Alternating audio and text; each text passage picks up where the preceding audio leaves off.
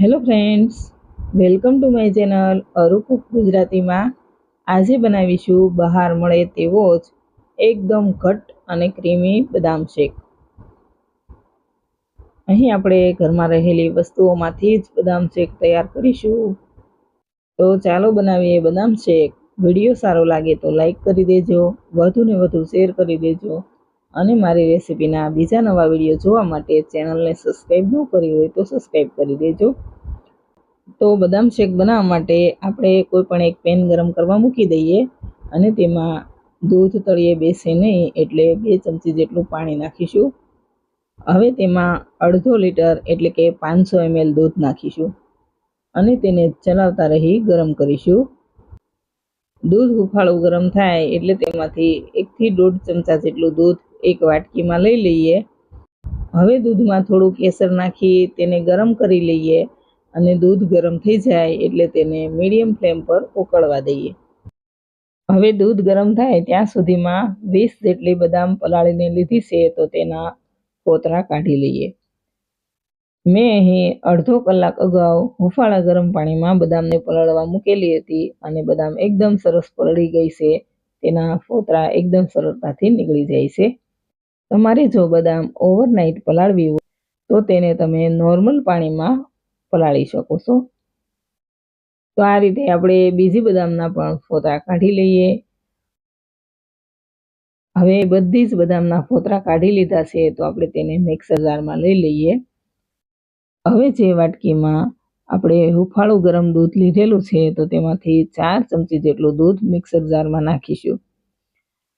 તો આ રીતે દૂધ નાખીને બદામને પીસવાથી એકદમ સારી એવી પેસ્ટ તૈયાર થશે.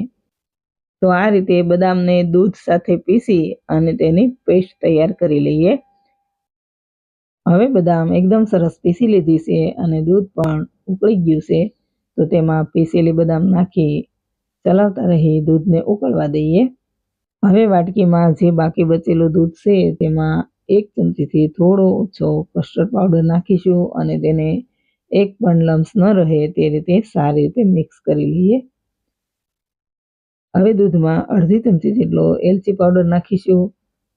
થોડી બદામની કતરણ નાખીશું. આપણે જ્યારે બદામ શેક પીતા હોય અને આ રીતે બદામની કતરણ મોઢામાં આવે ત્યારે ખૂબ સારો એવો ટેસ્ટ આવે છે. થોડી આપણે પિસ્તાની કતરણ પણ નાખીશું અને 3 ચમચી જેટલી ખાંડ નાખીશું. ખાંડ તમે તમારા ટેસ્ટ પ્રમાણે ઓછી કે વધુ કરી શકો છો. હવે તેને ચલાવતા રહી ઉકળવા દઈએ. થોડી વાર પછી તેમાં કસ્ટર્ડ પાવડર મિક્સ કરેલું દૂધ નાખીશું. તો એકવાર આ રીતે ચલાવી લેવાનું. હવે તેને દૂધમાં ધીમે ધીમે નાખીશું અને દૂધને સતત ચલાવતા રહીશું એટલે દૂધમાં લમ્સ ન બને. હવે દૂધ એકદમ સરસ ઘટ થઈ જાય ત્યાં સુધી તેને ઉકળવા દઈએ. તો ફ્રેન્ડ્સ, હવે તમે જોઈ શકો છો કે દૂધ એકદમ સરસ ઘટ થઈ ગયું છે અને બદામ શેક તૈયાર છે.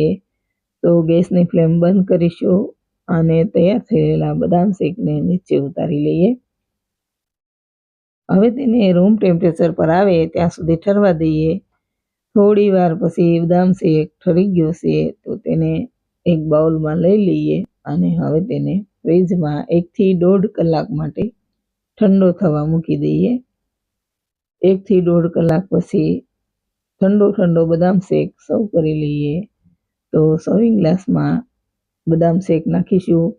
ઉપર થોડી બદામની કતરણ, થોડી પિસ્તાની કતરણ અને કેસરથી તેને ગાર્નિશ કરીશું. તો ફ્રેન્ડ્સ, રેડી છે બહાર મળે તેવો જ એકદમ ઠંડો બદામ શેક.